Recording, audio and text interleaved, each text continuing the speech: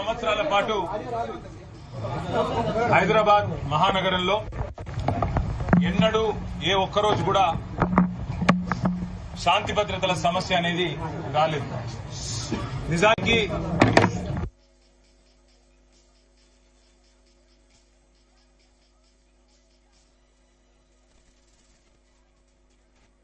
హిందూ ముస్లిం పంచాయతీలైతే అని నక్సలైట్లు చెలరేగిపోతారని రకరకాలుగా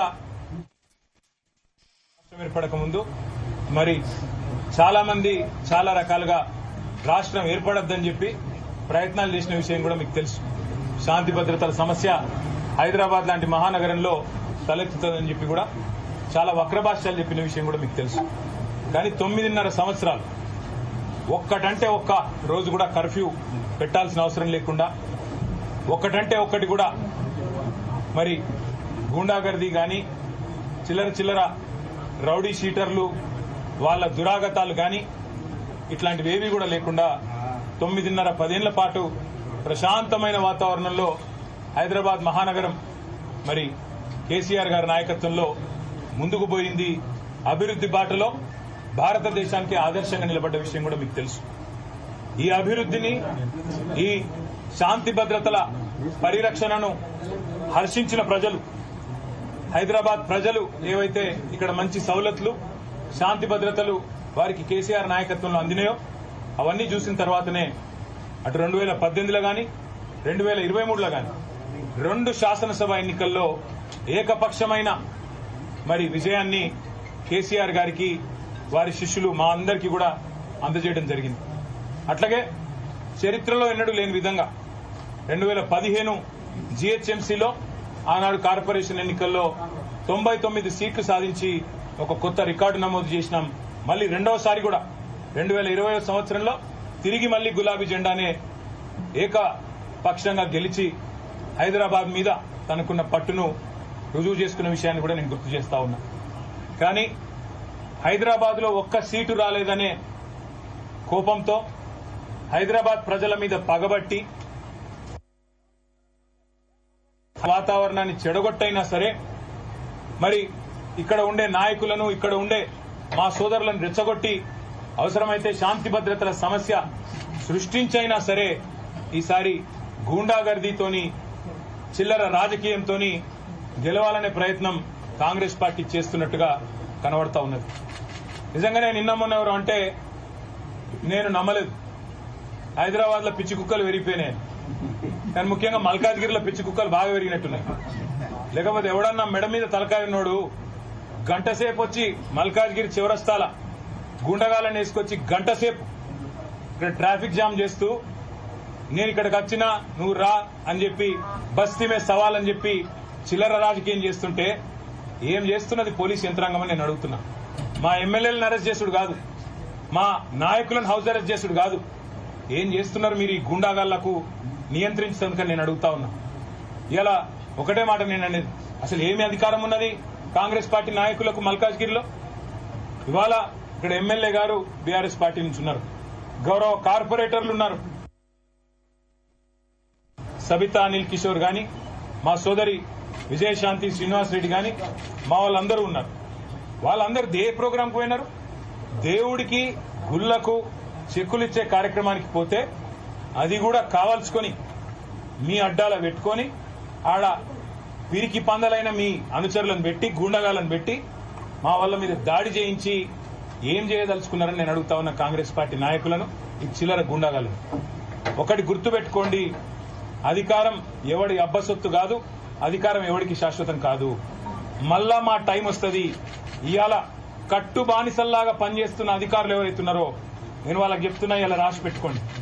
రేపు మళ్ళా మా ప్రభుత్వం వచ్చినాక మిమ్మల్ని ఒక్కొక్కరిని ఏం చేయాలో రాసి పెట్టుకుంటున్నాం, చేసి చూపెడతామని చెప్పి కూడా నేను విజ్ఞప్తి చేస్తా ఉన్నా. మీరు కట్టు బానిసల్లాగా పనిచేసి ఇవాళ మా రాము యాదవ్ మీద 1 కాదు 2 కాదు 7 ఎఫ్ఐఆర్లు చేసిండ్రు. జగదీష్ గౌడ్ మీద చేసిండ్రు, చిన్నా యాదవ్ మీద చేసిండ్రు, మా సవితమ్మ మీద మా కార్పొరేటర్ గారి మీద దాడి చేసి ఇవాళ వారిని కూడా గాయపరిచింది. ఇదేనా రాజకీయం? ఇదేనా హైదరాబాద్ ప్రజలు కోరుకున్నది మీ నుంచి? మీకు దమ్ముంటే చేతనైతే మాకంటే ఎక్కువ అభివృద్ధి చేయండి, హైదరాబాద్ లో చేసి చూపెట్టి ప్రజల మనసు గెలవండి.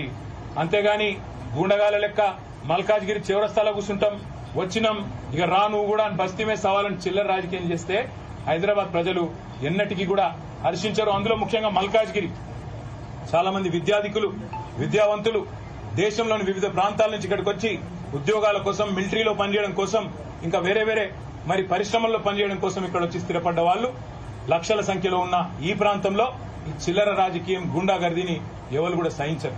అసలు ఎక్కడ ఉన్నది ఈ రాష్ట్రంలో శాంతి భద్రతలు? ఇక్కడ ఉండే ఒక ఎక్స్ఎమ్మెల్యే డైరెక్ట్ గా పోయి సిద్దిపేటలో మా మాజీ మంత్రి హరీష్ రావు గారి క్యాంపు కార్యాలయం మీద దాడి చేసి అక్కడ ఉండే బోర్డులు ధ్వంసం చేసి హరీష్ రావును పెట్రోల్ పోసి తగలబెడతా అని చెప్పి బహిరంగంగా కెమెరాల ముందు మాట్లాడితే కేసులు పెట్టలేని సన్నాసులు, పిరికి పందలు ఈ రాష్ట్ర పోలీసులు. మీరు ఏమో అనుకుంటున్నారు గాని పక్కాగా నేను చెప్తున్నా, రాసి పెట్టుకోండి. ఇవాళ శశిధర్ గౌడ్ అనే ఒక పిల్లగాడు రీట్వీట్ కొడితే ఆయన మీద కేసు పెట్టినరు, కానీ పెట్రోల్ పోసి తగలబెడతా అని కాంగ్రెస్ చిల్లర నాయకుడు మాట్లాడితే వాని మీద కేసు ఉండదు. ఇదేనా నీ పోలీసింగ్? ఇదేనా పోలీసులు నడవాల్సిన పద్ధతి? అధికార పార్టీకి తొత్తులుగా, కట్టు బానిసలుగా ఇదేనా పనిచేసే పద్ధతి అని నేను అడుగుతా ఉన్నా. ఇవాళ ఏకపక్షంగా పనిచేస్తున్నారో ఒక్కొక్కరిని ఏం చేస్తామో అధికారంలోకి వచ్చిన తర్వాత తప్పకుండా చేసి చూపెడతామని చెప్పి నేను విజ్ఞప్తి చేస్తున్నాను. ఒక్క రాష్ట్రంలో ఒక ఐపీఎస్ అధికారి మరి చివరికి ఆ రాజీనామా చేసిపోయే పరిస్థితి వచ్చింది ఇట్లాగే వ్యవహారం చేస్తే. ఇవాళ మా సోదరులు, మా సోదరిమణులకు మొత్తం పార్టీ అండగా ఉన్నదని చెప్పేందుకే నేను కూడా ఇక్కడికి వచ్చిన. ఏ ఒక్కరి మీద ఒక చేయి పడ్డా, ఏ ఒక్కరి మీద దాడి జరిగినా మొత్తం రాష్ట్ర పార్టీ మొత్తం వస్తుంది. అందరం ఎమ్మెల్యేల మరి మేము కూడా వదిలిపెట్టాం.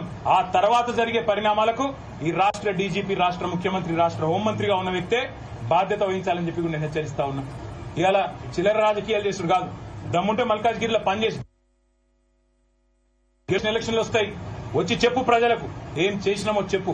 మేం చెప్తాం 10 ఏళ్లలో మేమేం చేసినాం, మీరేం చేసినరో దమ్ముంటే చెప్పండి. అంతేగాని ఈ చిల్లర రాజకీయంతో భయపెడతాం, బెదిరిస్తాం, గుండాగర్దీతోనే నడిపిస్తాం అని ఎవడు అనుకున్నా, ఎవడైనా సరే, రేవంత్ రెడ్డి అయినా మన తొత్తులైనా సరే తప్పకుండా చెప్తా ఉన్నాం, దానికి తగ్గ ప్రతిఫలం అనుభవిస్తారు. ఇవాళ మా రాజశేఖర రెడ్డి గారు ఇక్కడ మంచిగా పనిచేస్తుంటే మీకు కళ్లు మండుతున్నాయి, ఓర్వలేని తనం.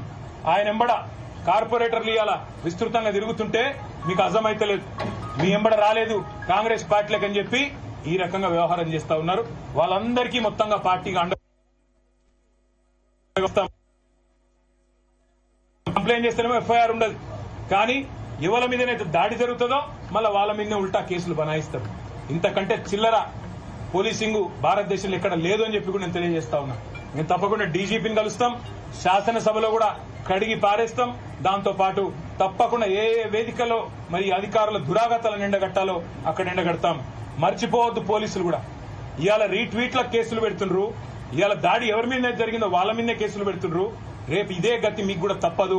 కాంగ్రెస్ నాయకులారా, కాంగ్రెస్ కార్యకర్తలారా యాది పెట్టుకోండి, తర్వాత బాధపడి లాభం లేదు.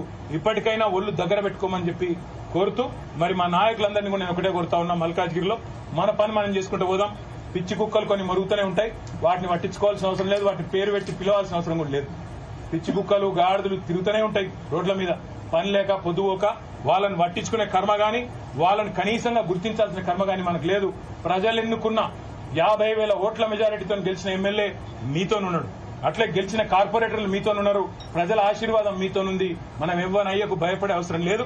తప్పకుండా మీకు మొత్తం పార్టీ ఏ సందర్భంలో ఏ పరీక్ష వచ్చినా అండగా ఉంటది. మళ్ళా ఎప్పుడు ఏ అవసరం ఉన్నా ఒక్క ఫోన్ కొడితే మేమందరం వస్తాం, మీకు అండగా ఉంటాం. ఎవరు అధైర్యపడద్దని చెప్పి కూడా మా జిల్లా పార్టీ ప్రెసిడెంట్ గారు ఉన్నారు, ఇంకా మా మల్లారెడ్డి గారు, ఇంకా మా మిగతా నాయకులందరూ కూడా వచ్చిన వాళ్లకు ధన్యవాదాలు చెప్తూ పేరు పేరున మా కార్యకర్తలకు, నాయకులకు కూడా మీరందరూ ఈ ప్రభుత్వం మీద పోరాటాన్ని యథావిధిగా ఇట్లే కొనసాగించాలని చెప్పి కూడా కోరుతూ జై తెలంగాణ.